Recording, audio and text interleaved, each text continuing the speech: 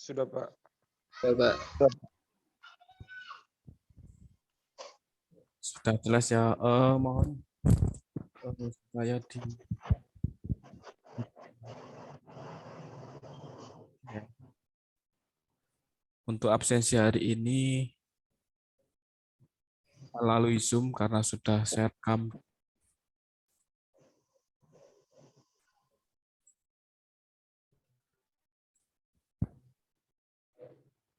Oke, sebelum memulai flashback sebentar ya, flashback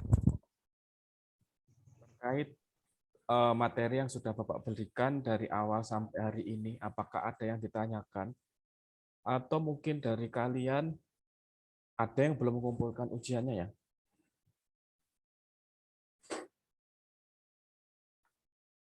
Sudah semua ya?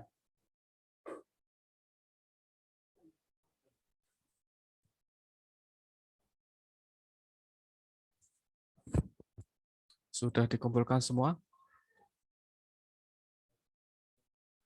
Sudah, Pak. Sudah, Pak.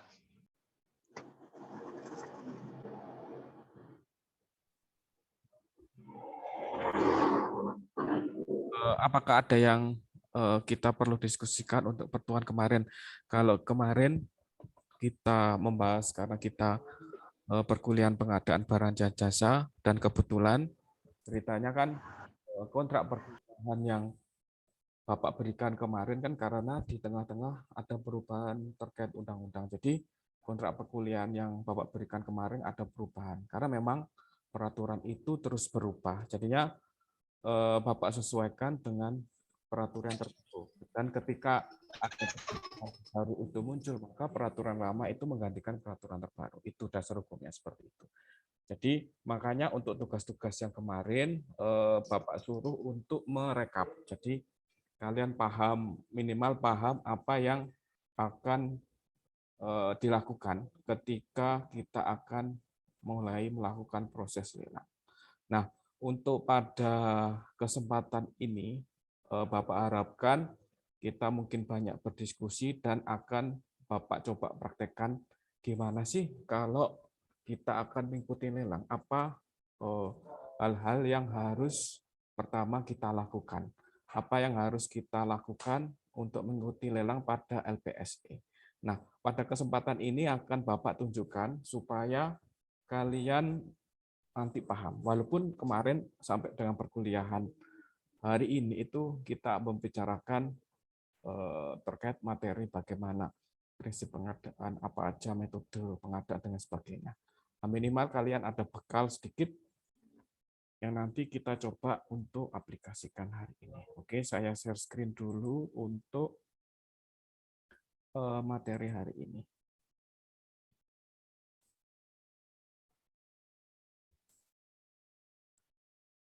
Oke, apakah sudah terlihat? Sudah, Pak. Sudah terlihat ya, suara saya jelas ya? Jelas, Pak. Kampus dari yang selain Universitas Tribuana ada yang lain dari kampus lain? Nggak ada ya? Oke, terima kasih untuk kesempatan hari ini. Untuk yang pertama, pada pertemuan yang lalu sudah saya buatkan sebuah video bagaimana tampilan dari LPSE ya. Saya stop dulu, saya coba kita memulai dari awal, misalnya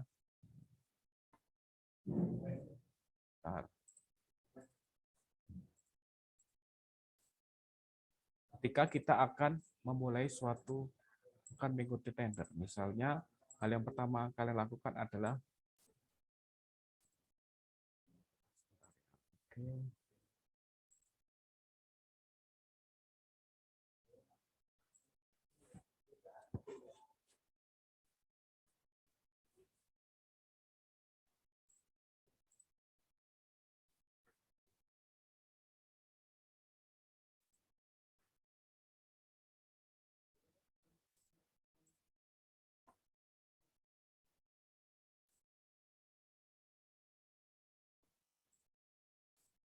Oke, apakah sudah terlihat tampilan di laptop kalian?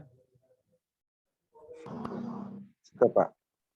Oke, ini contoh ya. Ketika kita akan melakukan tender, kita ketik misalnya ini kebetulan kegiatan yang saya ikuti dan kebetulan saya mempunyai badan usaha, saya mengambil contoh di LPSE di kota A, di Kabupaten Probolinggo. Jadi kalian ketik ya, LPSE Kabupaten Probolinggo. Misalnya kalian dari mana? Misalnya dari luar Pulau Jawa, misalnya mana? Ada yang dari luar Jawa? Banyak ya. Misalnya contoh, Denny dari mana Denny? Apa, Pak? Kamu dari mana asal? Saya dari Tuban, Pak. Kabupaten Tuban. Ya. Contoh ya, kabupaten. Oh, misalnya Denny, saya mau mengikuti yang ada di Kabupaten Tuban. Maka ketik Kabupaten Tuban. Nah, misalnya. Oke, misalnya keluar. Nah, ini ada LPSE Kabupaten Tuban. Kita masuk ke home. Nah, kemarin ini di pertemuan yang lalu sudah saya jelaskan ya. Di sini tampilan atau dashboard di LPSE. Ada beranda, ada cari paket, ada regulasi ya. Kemudian ada konten dan lain sebagainya. Nah, ketika kita akan melakukan tender, maka kita harus login. Ya, kelihatan ya, ada login di sini. Nah, ini ada dua pilihan, penyedia atau non-penyedia. Karena saya berbadan usaha, maka masukkan password di sini, passwordnya. Ya, masukkan password. Misalnya kalian punya badan usaha, masukkan username-nya apa, password-nya apa, kemudian login. Nanti baru bisa mengikuti tender yang ada di kabupaten atau kota, di mana yang kalian ikuti seperti itu. Bagaimana Pak caranya? Ya ini kita harus daftar dulu sebelum kita mempunyai atau masuk login seperti itu. Ini kameranya kok nutup ya, coba ya.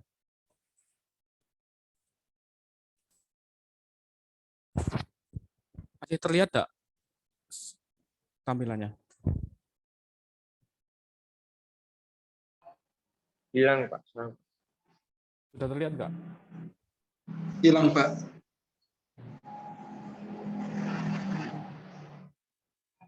Sudah terlihat?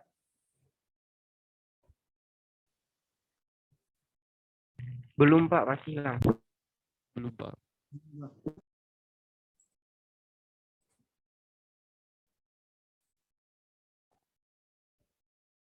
Sudah? Sudah, Pak. Nah, paham ya? Saya ulangi ya. Kita bagaimana caranya login? Berarti kalian harus daftar.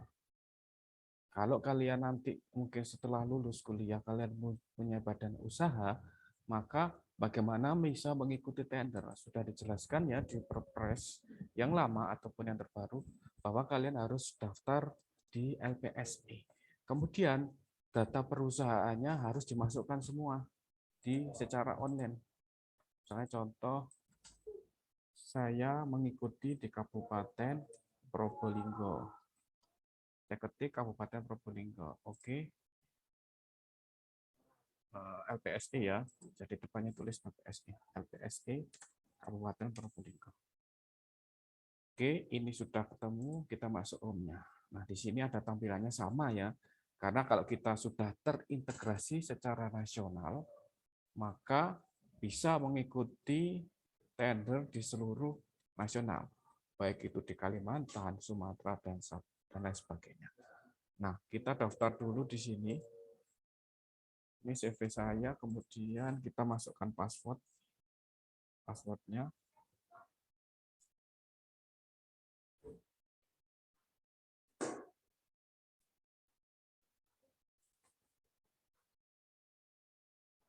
Diketik ya, penyedia ya. Kemarin sudah ada kan di penjelasan di Perpres ketik penyedia. Nah, ini contoh ya, ketika kalian memasukkan ini salah, maka ada keterangan user ID atau password yang Anda masukkan salah. Nah, ketika beberapa kali salah, maka akan akan melakukan security-nya ya. Jadi akan terblokir ketika Anda melakukan atau pengguna atau penyedia itu memasukkan passwordnya salah. Nah, ini untuk meminimalisir adanya CV kita atau badan usaha kita digunakan oleh orang lain. Jadi harus benar-benar dimasukkan secara tepat.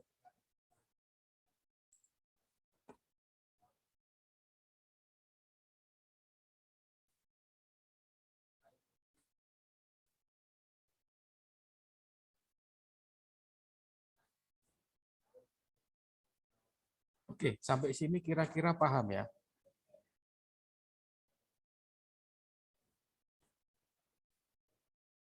Halo? Paham, Pak? Paham, Pak. Ini mungkin ya, mungkin kalian akan nanti ini berguna untuk kalian ketika nanti mengikuti atau kalian bercita-cita mempunyai CV dan mengikuti tender.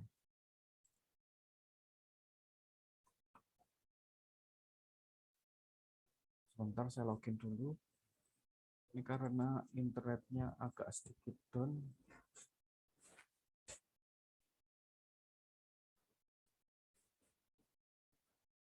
Bentar ya, saya login.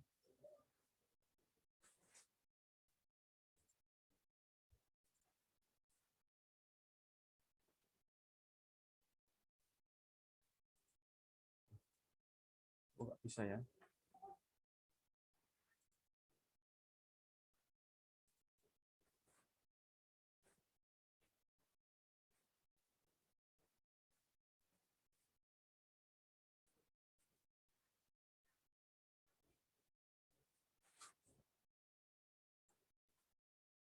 Nah, sudah kelihatan ya. Berarti ini saya sudah masuk ke halamannya LPSE Kabupaten Probolinggo. Sudah kelihatan? Sudah, Pak. Sudah, Pak.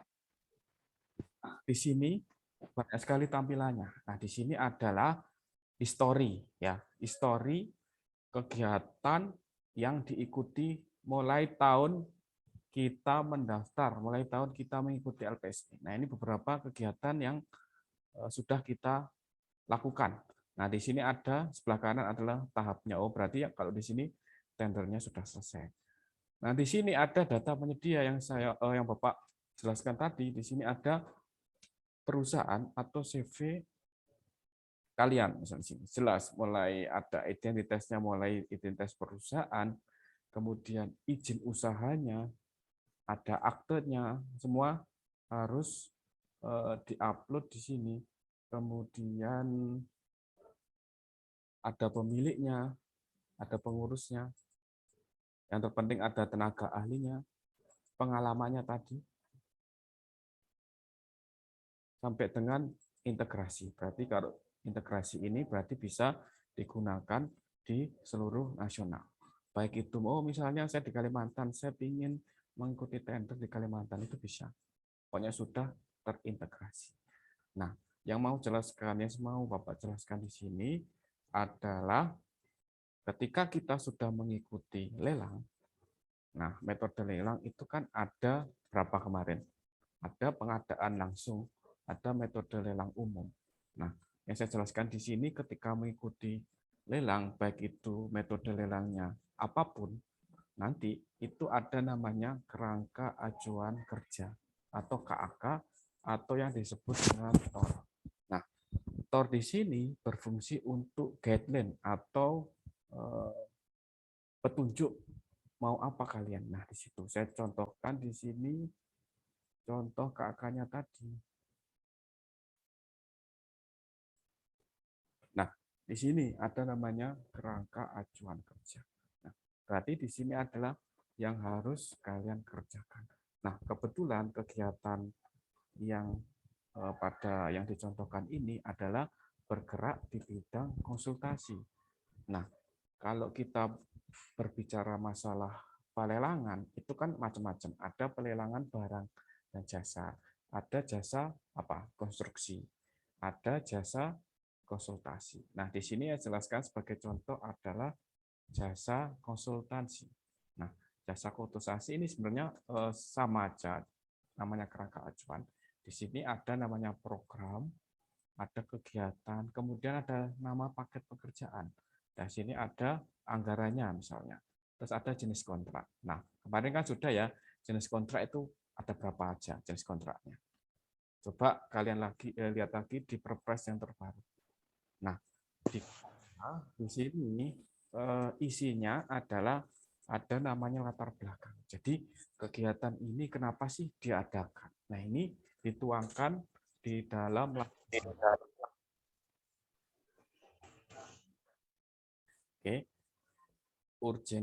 urgensinya apa di sini diterangkan di latar belakang. Sama dengan ketika kalian mengajukan proposal. Nah, itu kan ada bab 1, bab 2, bab 3. Nah, di bab 1 itu ada namanya latar belakang. Berarti permasalahannya apa di situ? Nah, itu dijelaskan di latar belakang. Kemudian di poin kedua ada maksud tujuan. Kenapa sih diadakan kegiatan ini? Ini dimasukkan di maksud tujuan.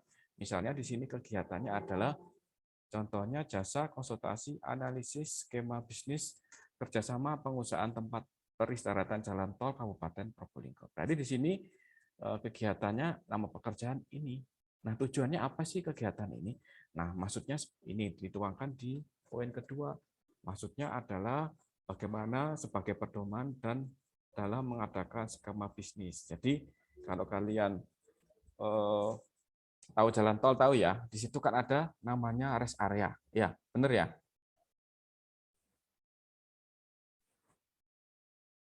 Iya, benar ya, ada rest area. Ya, Pak. Iya, Pak. Nah, di rest area itu pasti ada orang yang berjualan. Nah, di sini kebetulan kegiatan ini adalah ketika jalan tol itu sudah dibangun, kemudian rest area dibangun. Nah, di rest area itu pasti ada penjual. Nah, bagaimana sih sebenarnya skema bisnisnya atau kerjasama di jalan tol itu? Apakah dari penjual itu menyewa lahan atau bagaimana? Nah, di sini masuk kegiatannya itu untuk pedoman. Jadi ketika nanti ada seseorang yang akan menyewa ataupun menyewa lahan atau berjualan di rest area, berarti di sini diberikan pedomannya. Nah, di sini maksudnya. Kemudian tujuannya apa? Untuk mengetahui skema dan model kerjasama. Jadi model kerjasamanya seperti apa? Karena kegiatan ini adalah jasa konsultasi, berarti kajian seperti itu. Kemudian apa yang selain maksud dan tujuan, targetnya apa? Berarti kalau kalian kuliah berarti targetnya kan harus lulus tepat waktu misalnya. Nah, sama juga ketika suatu pekerjaan ada target-target yang harus diselesaikan. Nah, di sini harus sudah terlihat atau terpampang di sini targetnya ada A, B, C, D. Salah satunya yaitu teridentifikasinya skema bisnis model kerjasamanya, tempat perkiraan jalan tol seperti itu. Selain target ada ruang lingkup, sama ruang lingkupnya apa? Berarti ruang lingkupnya itu supaya kegiatan atau supaya kegiatan ini fokus dalam bidang tersebut. Jadi ada namanya ruang lingkup. Jadi ruang lingkup itu ada ruang lingkup wilayahnya dibatasi, berarti wilayahnya di Kabupaten Probolinggo otomatis. Yang kedua adalah materinya. Jadi materi yang dibahas apa? Seperti itu. Jadi ada namanya ruang lingkup pekerjaannya. Ini dijelaskan di sini. Kemudian yang punya pengguna anggarannya siapa? Nah, coba kalian lihat kemarin di Perpres sudah ada namanya pengguna anggarannya. Kalau kita fokus di Perpres itu perubahan-perubahannya apa sih? Perubahannya ada pengguna anggaran. Ya, pengguna anggaran itu kalau di Perpres yang terbaru nomor 21 itu bisa merangkap sebagai PPTK seperti itu. Nah, di sini contohnya ini adalah yang leading sektornya adalah pekerjaan ini ada di pemerintahan Kabupaten Probolinggo. Kemudian OPD atau dinasnya di Bapeda. Bapeda adalah Badan Perencanaan Daerah. Nah, PPK-nya ini adalah Pak Adri seperti itu. Kemudian sumber dana. Sumber dananya dari mana, Pak? Sumber dana dijelaskan di sini adalah dari APBD, Anggaran Perencanaan Daerah. Ada anggaran itu dari APBN atau APBD. Nah, ini ada jumlahnya.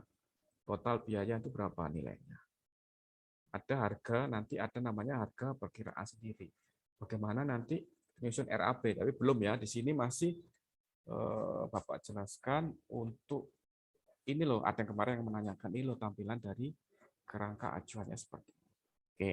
Kemudian ada jangka waktu ketika mengerjakan suatu proyek atau kegiatan, itu ada namanya jangka waktunya. Nah, di sini dijelaskan jangka waktunya adalah 60 hari. Berarti 60 hari itu 2 bulan. Berarti kalian ketika mengerjakan suatu kegiatan ini, contohnya harus dikerjakan selama 2 bulan itu harus selesai. Ada targetnya seperti itu. Kemudian apalagi di sini ada tenaga ahli. Berarti untuk mengerjakan kegiatan ini harus ada tenaga ahlinya. Yang pertama ada tim leadernya dan tenaga ahli yang mendukung. Di sini tenaga ahli ini dibutuhkan sesuai dengan kegiatannya. Misalnya ketika akan merencanakan sebuah gedung. Berarti tenaga ahli atau tim leadernya adalah teknik sipil. Nggak mungkin ahli ekonomi seperti itu. Secara gambarannya. Paham ya kira-kira?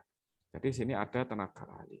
Jadi tenaga ahlinya berapa? Ya ini disesuaikan dengan di sirupnya, di anggarannya itu berapa. Tenaga ahlinya yang dibutuhkan. Kemudian ada tenaga pendukungnya. Seperti itu. Kemudian ada namanya bahan, material, dan peralatan. Kemudian ada yang terpenting adalah output. Nah, outputnya apa sih sebenarnya? Nah, outputnya di sini jelaskan. Apa aja, ada poin A sampai poin F. Kemudian pelaporannya seperti apa? Laporannya berarti di sini ada 2, Pak. Berarti laporan pendahuluan dan laporan akhir yang harus diselesaikan selama 2 bulan itu. Dan harus di print out. Sama kalian ketika melakukan skripsi penelitian, berarti berapa? 6 bulan misalnya, 1 semester, berarti harus selesai, kemudian harus dijilid, dan dikumpulkan. Nah, bagaimana ketika waktu yang ditentukan di sini? Oh, misalnya ini lebih dari 60 hari. Berarti di situ dijelaskan di Perpres tahun yang nomor 12 yang terbaru, bagaimana kalau tidak sesuai dengan kontrak? Ya otomatis akan kena sanksi. Sanksinya itu sudah diatur di Perpresnya. Jadi coba kalian lihat itu ada 1/1000 dari nilai kontrak. Nah itu per hari dihitung. Makanya kalau telat maka akan konsekuensinya seperti itu. Dan akan berdampak buruk terhadap CV-nya. Oh berarti CV ini tidak tepat waktu. Sama kalian juga ketika mengerjakan skripsi, waktunya 6 bulan, kemudian tidak mengerjakan sesuai waktunya dan molor, berarti kalian dianggap apa malas atau lain dan lain sebagainya seperti itu. Jadi sesuai dengan targetnya. Kemudian ini ditandatangani oleh kepala bidangnya, berarti mengetahui. Berarti apa-apa yang harus kita lakukan harus sesuai dengan kerangka acuannya. Nah, kerangka acuan kerja ini tertera di dalam dokumen pemilihan. Ini salah satunya poin atau konten yang ada di dokumen pemilihan. Nah, saya contohkan di dokumen pemilihan. Nah, sebelum saya masuk ke dokumen pemilihannya, saya beri kesempatan pertanyaan. Atau mungkin ada yang masih bingung, silahkan.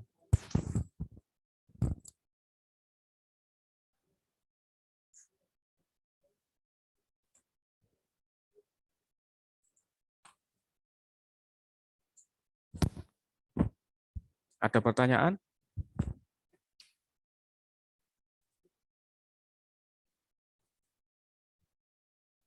Halo. Iya Pak, tidak ada Pak. Ada yang perlu didiskusikan, enggak?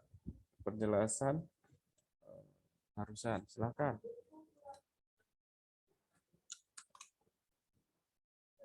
Ini ada 40, masa nggak ada yang tanya 40 orang di sini? Atau mungkin penjelasan saya atau penjelasan Bapak kurang jelas? Nah, silakan ditanyakan poin mana yang belum jelas.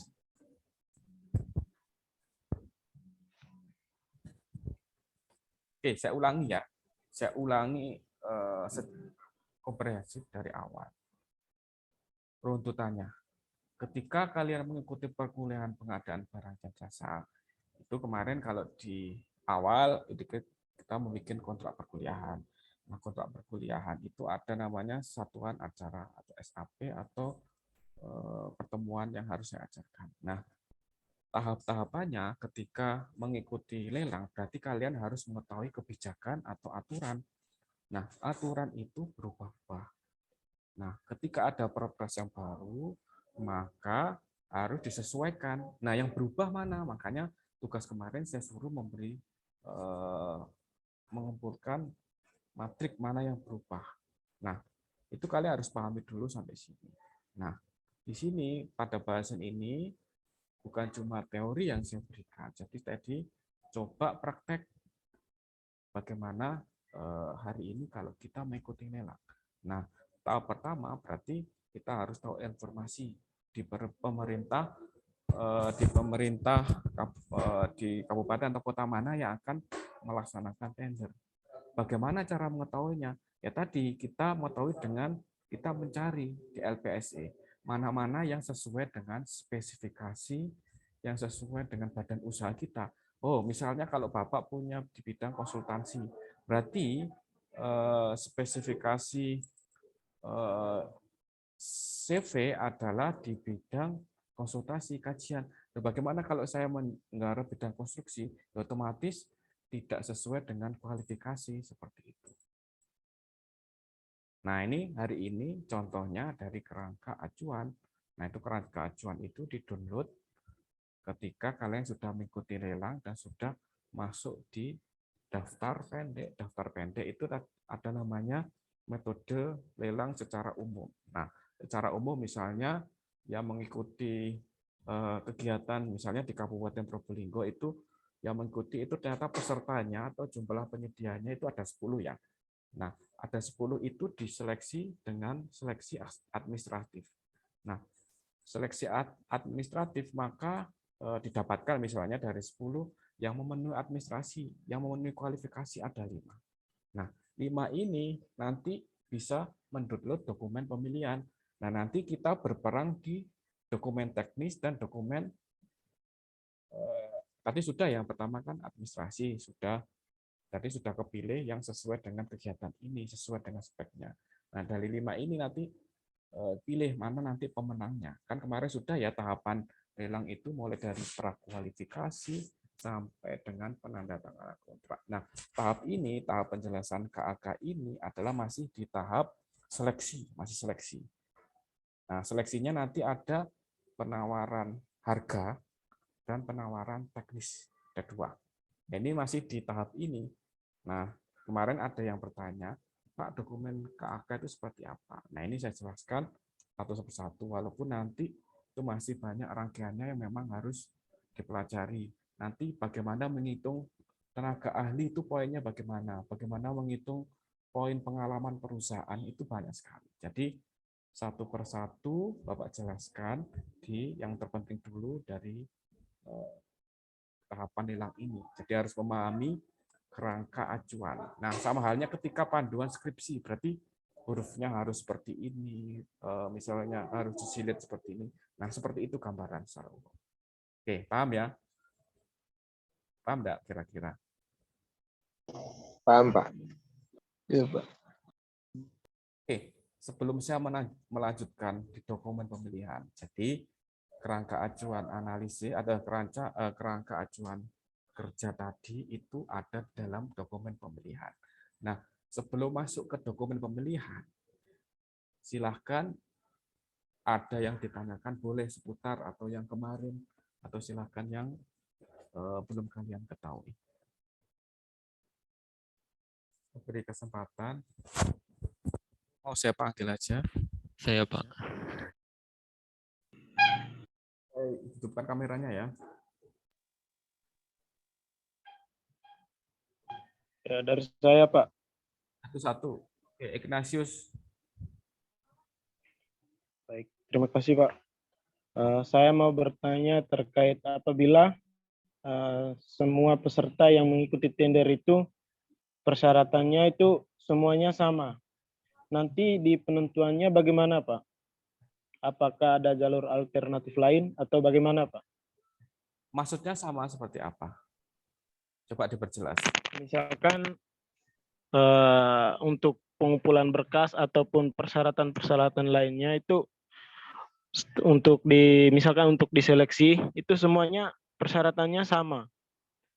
Artinya tidak ada perbedaan dari semua anggota yang mengikuti tender. Itu bagaimana, Pak? Contoh ya, misalnya kamu punya badan usaha, mengikuti lelang di kota A, gitu ya. Terus itu ada syaratnya gitu maksudnya. Kalau persyaratan Iya, itu Pak. sesuai dengan spesifikasinya, ya. Kalau persyaratan itu pasti kan sama. Misalnya kalau kota persyaratan, misalnya kamu ikut lelang misalnya pembangunan gedung, misalnya ya. Kalau syaratnya itu kan pasti sama. Nah, tinggal pesertanya itu memenuhi syarat atau tidak. Nah, memenuhi syarat di awal itu sudah yang banyak misalnya syarat dipersyaratkan kita seleksi administrasi dulu. Nah, seleksi administrasi itu meliputi data perusahaan tadi. Apakah data perusahaannya sesuai, tidak terkena daftar hitam, misalnya nih contoh biar gampang. Kemudian ada pengalamannya, misalnya perusahaan itu harus mempunyai pengalaman minimal 10 tahun dengan pekerjaan yang sama. Nah, misalnya dari 10, oh ternyata yang memenuhi adalah 5, ya berarti yang 5 ini yang nanti masuk ke tahap selanjutnya. Paham ya? Ini kita kita ngobrol terkait dengan metode lelangnya dan 10. Misalnya itu metode lelang kan nilainya kemarin berapa? Di atas 100 juta ya. Benar nggak? Coba lihat lagi. Benar, Pak. Penunjukan langsung itu 50 juta. Nah, sekarang itu adalah 100 juta. Nah, ketika di atas 100 juta, berarti kita perlu adanya lelang. Nah, yang ditanyakan Ignatius adalah persyaratannya. Berarti kita harus melakukan seleksi administrasi itu. Nah, setelah ketemu 5, berarti yang 5 ini nanti ikut penawaran teknis dan biaya. Nah, situ bertarung nanti mana yang sesuai. Nah, metode seleksinya bisa harga terendah atau lamsam. Nah, itu ada, dilihat lagi nanti. Nanti coba satu persatu ya dibahas. Nah, itu yang gitu ya maksudnya Ignatius ya. Kira-kira paham enggak? Iya, paham, Pak. Nah, nanti 5 itu dipilih yang benar-benar sesuai kualifikasi. Nah, pengaturan atau perhitungan ini macam-macam. Nanti dihitung tenaga ahlinya. Misalnya dibutuhkan tenaga ahli sipil seperti kita. Harus pengalaman 10 tahun dan mempunyai sertifikasi keahlian. Misalnya yang 4 nggak punya, berarti poinnya di sini adalah 10. Yang sini berarti poinnya rendah, 555. Nanti di total poin, mana poin yang terendah, oh ternyata diketahui atau ditemukan satu pemenang. Nah, nanti pemenang itu baru penandatangan kontrak. Oh, berarti ini sudah melakukan seleksi dan diketahui pemenangnya satu. Itu sudah memenuhi syarat yang dibutuhkan. Nah, semua syarat itu semua ada di LPSD. Makanya di awal adalah harus sesuai dengan kualifikasi. Karena kita semua sudah bisa terlihat di publik, sudah zamannya elektronik, berarti semua bisa diakses oleh semua orang yang memenuhi syarat mengikuti tender tersebut. Gitu ya, secara singkat. Oke, apa sudah paham kira-kira ya? Ada gambaran ya? Iya, Pak. Ada lagi? Saya Pak. Saya Pak. Oke, apa? Urbanus Pak. Anus. Next. Next. Bilangnya apa? Next. Next Pak. Tempat T. Next. Ya udah, silakan. Kamu dari mana? Baik Pak. Dari FISIP. Iya Pak, dari FISIP Pak. Oke, silakan. Baik Pak. Di sini saya melanjut pertanyaan yang awal dulu itu, apakah tampilan data penyedia sama dengan non penyedia itu mengenai perihal yang akan diisi itu sama? Terus ini diupdate berapa kali sekali gitu Pak? Apakah setahun sekali atau setahun itu berapa kali diupdate gitu Pak? Untuk yang LPSE. Oh, LPSE-nya. Ya Pak, terima kasih Pak. Sebentar, ini update kita sebagai pengguna atau softwarenya LPSE-nya? Software SPSE-nya Pak. LPSE, oke. Oke, saya menjawab pertanyaan kedua ya. Kalau update, karena kita kemarin kan sudah saya berikan dari LKPP. Jadi yang di sini yang bertanggung jawab untuk terkait LPSE itu kan LKPP ya. Kemarin sudah saya berikan video karena ini sudah sebenarnya kita sudah masuk LPSE 4.4 ya. Itu kemarin kan 4.3 ya, 4.4 atau 4.5 sekarang. Nah, makanya kemarin itu baru sekali bahwa baru disanakan sosialisasi. Jadi juga misalnya saya juga sebagai dosen dan pengguna atau badan usaha, kita harus selalu update. Nah, update-nya itu tergantung dari LKPP yang bertanggung jawab. Nah, ketika LKPP-nya itu sudah ada launching kayak kemarin, sudah disosialisasikan, berarti nanti dari LKPP misalnya akhir tahun ini maka semua LPSE wajib update. Itu nanti ada kan memberikan waktu kan, ketika kita memberikan sosialisasi kan pasti kita memberikan kesiapan dari kabupaten atau kota masing-masing untuk mengupdate. Kan tidak sama, misalnya di daerah luar Jawa atau di Kalimantan yang masih daerah pedalaman, belum siap SDM-nya, belum siap, kan perlu ada waktu. Seperti itu. Pasti kan sudah diperhitungkan dari LKPP harus update. Dan nanti kelama-lamaan ada batas waktu memang harus diupdate semua. Diupdate kan berarti memperbaiki sistem yang memang misalnya masih sistemnya terlalu panjang kayak kemarin.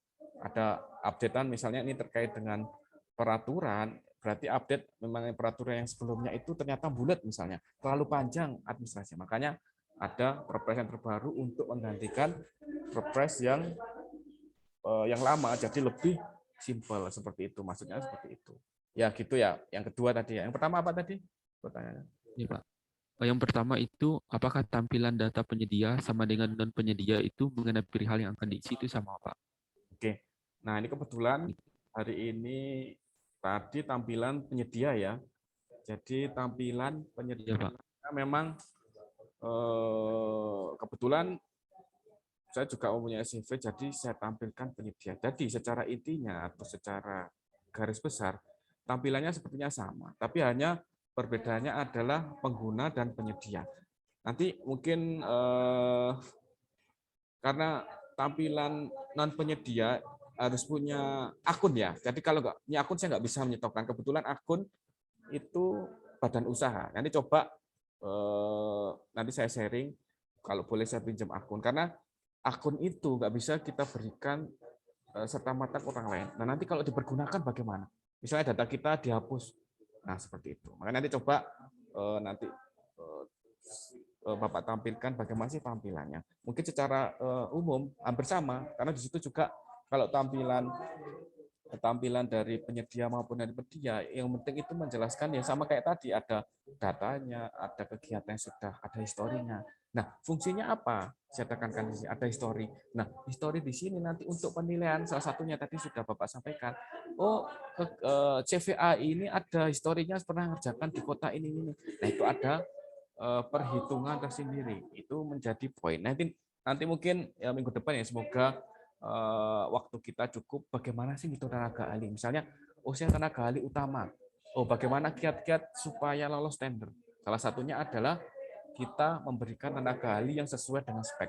Nah, sesuai spek misalnya contoh ya, teknik sipil atau ahli ekonomi harus 10 tahun, harus mempunyai SKA. Berarti kita memberikan CV sebagai penyedia, berarti harus memberikan sesuai spek agar poinnya itu sempurna. Nah, kalau di bawah spek maka poinnya kecil.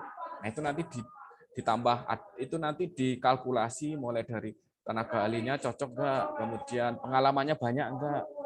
Nah, seperti itu. Terus CV-nya ini aman enggak? Maksudnya tidak pernah bermasalah. Nah, seperti itu. Itu nanti tata cara penilaian itu nanti.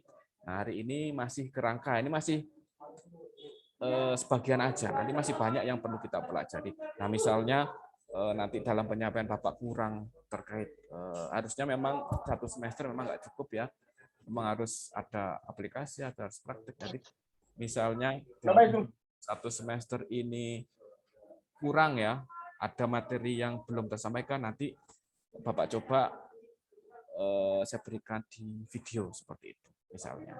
Oke, gitu aja. Paham ya, Urbanus? Baik Pak, paham Pak. Terima kasih banyak Pak. Oke. Ada lain mungkin satu lagi, Nikodemus mungkin biasanya bertanya. Ya Pak, saya izin bertanya Pak, boleh Pak? Kirim file aja. Lainnya diam dulu ya. Silakan Pak, saya izin bertanya Pak. Ya. Jadi begini Pak, kan misalkan kita mau buat CV gitu kan Pak. Nah, kita tuh mau, misalkan kami ini yang baru fresh graduated itu ingin buat CV dan terus ingin mengikuti tender gitu kan. Setelah CV itu telah dibuat. Nah, tips dan trik agar kami itu bisa menang tender itu gimana Pak? Terima kasih Pak. Oke. Untuk tips and trick di video selanjutnya ya. Enggak. Ini pengalaman ya, saya sharing ya. Jadi kebetulan di sini saya sharing sebagai seorang dosen dan sebagai seorang praktisi di luar ya. Nah, sharing awal pertama ketika kalian mempunyai, misalnya, ini contoh ya Nikodemus. Misalnya Nikodemus nanti setelah lulus, saya ingin buat CV Pak, bagaimana bisa mengikuti tender. Nah, kiat-kiatnya seperti apa? Nah, ini saya membagikan pengalaman Bapak dan teman-teman. Jadi kebetulan awal mula terbentuk CV ini adalah tidak di kampus atau tidak di tempat-tempat yang akademis. Bahkan terbentuknya ini di warung kopi. Jadi di warung kopi waktu sebelum lulus S2 ya. Oh, gimana ya kalau kita punya CV? Oke, kita bikin. Kita harus tahu dulu apa persyaratannya. Persyaratan bikin CV. Kan kita nggak bisa langsung PT, jadi harus CV dulu. Nah, supaya bisa ikut tender bagaimana? Nah, kita bikin CV. Kemudian persyaratannya dilengkapi. Kemudian yang sekarang kan harus terintegrasi. Kemudian dilengkapi.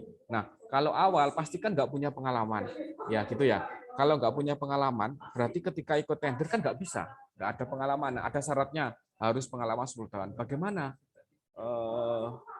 kiat-kiatnya supaya kita bisa ikut tender? Yang pertama adalah ikut dulu PT yang besar. Paham ya? Kita ikut, misalnya kita dipakai sebagai pendamping. Jadi misalnya ada CV yang utama PT. Misalnya teman-teman kalian atau mungkin dari Bapak Ibu dosen yang punya CV besar, Pak ikut dong kita dijadikan pendampingnya, supaya dikenal dulu. Paham ya? Nanti lama-lama kalau sudah dikenal, kita nanti diberikan PL ya. Jadi PL itu apa? Proyek yang di bawah 100 juta ya, paham ya? Berarti penunjukan langsung. Nah, lama-lama kita dipercaya, oh coba deh kamu misalnya punyanya Niko, dikasih coba satu proyek dulu. Nah, itu kan nanti kita di awal itu cuma nambah pengalaman dulu, pokoknya nambah pengalaman dulu, misalnya berapa tahun, nanti kalau dipercaya nanti ditambah lagi. Jadi kiat-kiatnya ikut PT yang sudah besar dulu. Kita nempel dulu lah, kita belajar dulu. Sama saya kayak dulu Bapak juga ikut PT yang sudah besar misalnya. Kita ikut sebagai misalnya subnya, ya paham ya. Misalnya kalau di bidang teknik ikut sub, oh kamu ngerjakan ini pakai titik ini. Nah lama-lama kalau kerjaan tetap harus mengutamakan kualitas ya. Nanti dipercaya kualitas kerjanya bagus, hasilnya bagus. Nah kita ikut dulu pokoknya pengalaman kita. Kalau sudah memenuhi kita bisa ikut lelang, baru ikut lelang seperti itu. Pokoknya kita belajar, tetap terus belajar, kemudian mungkin ikut Bapak dosen yang sudah punya PT, tetap ikut. Ya pokoknya kita belajar, ngikut dulu sebagai pendamping. Kita nggak bisa utama, kita harus pendamping dulu supaya pengalaman kita bisa sesuai. Nah, kalau pengalaman sudah punya, nah kita coba ikut tender yang sesuai spesifikasi, yang kecil-kecil dulu aja. Jangan yang ikut 1M, ya nggak mungkin menang. Seperti itu. Ikut yang kecil-kecil lah sesuai bidangnya.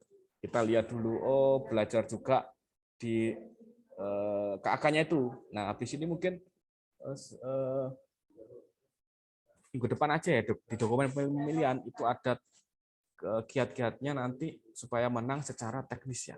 Tadi secara saya sharing secara kalau secara umum aja. Nanti ada perhitungan secara sistematis bagaimana sih supaya menang tender seperti itu. Kira-kira seperti itu. Nikodemus. Mana? Ada lagi Nikodemus?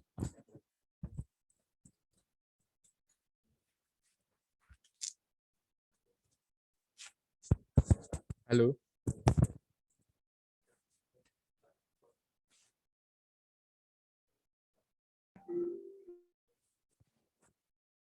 Mana orangnya?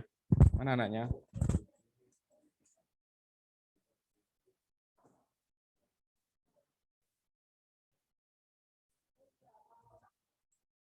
Kira-kira gitu ya, paham ya? Gimana? Semuanya? Paham, Pak. Iya Pak, baik Pak, paham Pak. Ya, nanti kalau misalnya Niko setelah lulus mau bikin CV, saya sarankan sebelum bikin CV ikut dulu bekerja dulu di PT ya, satu CV ikut dulu kerja di sana, nambah pengalaman sebelum kalian punya badan usaha supaya dapat pengalaman baru bikin. Jangan tiba-tiba pokoknya saya ingin bikin, nanti nggak ada pengalaman percuma, nggak dapat tender, nanti harus ngurusi administrasi, ternyata nanti CV-nya tutup, nggak ada kegiatan. Nah, seperti itu. Gitu ya. Ya, Pak. Iya Pak, baik Pak. Iya, Pak. Oke, mungkin untuk hari ini itu dulu ya. Nanti kalau dilanjut nggak selesai karena masih banyak juga dokumen pemilihan, kita lanjut minggu depan. Nah, terima kasih. Saya akhiri ya. Terima kasih yang sudah bergabung Terima kasih Pak. di Zoom. Baik, Pak. Terima kasih yang sudah menyempatkan untuk bergabung di Zoom. Saya akhiri. Selamat pagi. Assalamualaikum warahmatullahi wabarakatuh. Silahkan meninggalkan. Waalaikumsalam warahmatullahi Selamat pagi, wabarakatuh. Pak. Terima kasih, Pak. Terima kasih Pak. Oke. Terima kasih Pak. Ada yang ditanyakan silakan di kolom di Google Classroom. Kalau ada lah belum terjawab atau ada pertanyaan. Oke, terima kasih.